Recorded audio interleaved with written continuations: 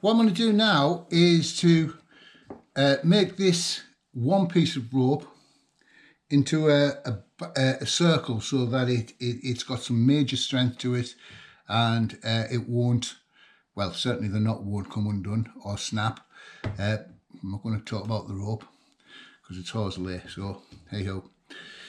Okay, so what I want to do is to make a cross on the top of my thumb.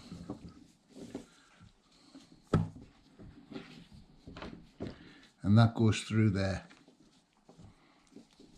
Once that's done, I'm just going to pull it tight.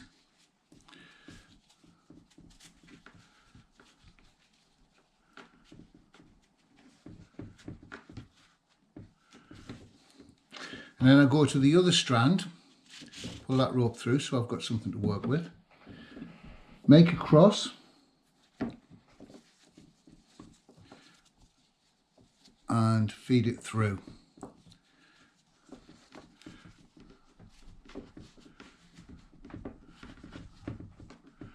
And pull it tight.